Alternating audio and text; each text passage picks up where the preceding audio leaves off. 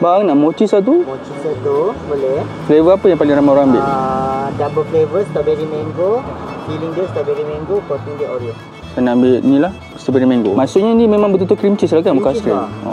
Yang filling strawberry mango juga. Strawberry mango juga. Okay, kita punya topping, topping kita cookies and cream. Okay.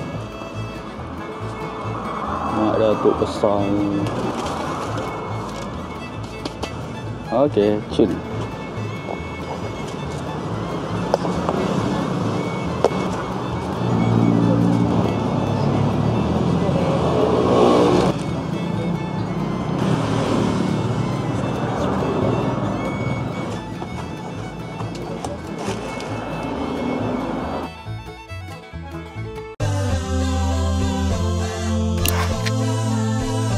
Comel dia bagi ni. Ni bukan kondom Ni adalah tisu basah. Besar gila coy.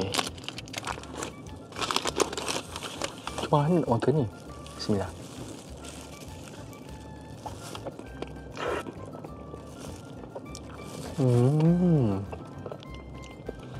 Sedap.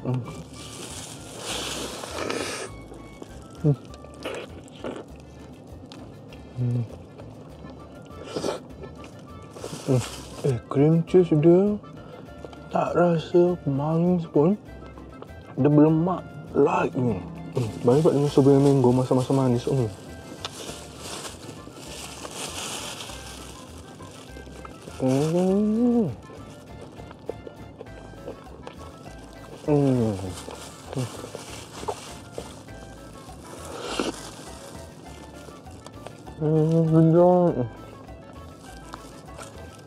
Dia balik masuk-masuk sikit ni.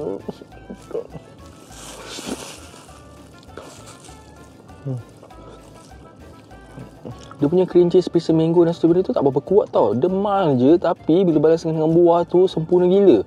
Dan ujung-ujung tu akan balas sikit dengan rasa masin-masin. Aku tak sure masin tu datang dari mana. Sumpah, aku suka gila. Tak tahu kenapa. Tolonglah cuba je. Ya Allah, nampak macam apa je kan. Tapi don't judge a book by its cover. Bismillah. Sila bunyi mango tu, ya Allah. Dia memang faji. Dia punya gummy dia tu tebal tau. Katanya aku kupas. Lepas tu rasa dia sangat sedap. Dia dalam banyak-banyak flavor dia. Ini adalah paling tersedap, carta nombor 1 bagi aku. Tolonglah buat version yang ada masam-masam. Tolonglah teratur dan sila beli. Aku rasa kat kuning tu, Coco Bean. Mangga pun sedap. Nombor 2 aku boleh suka adalah orange. Yang ketiga, keempat tu tak payah beli. Kalau kau nak beli, ada kat kuning ya.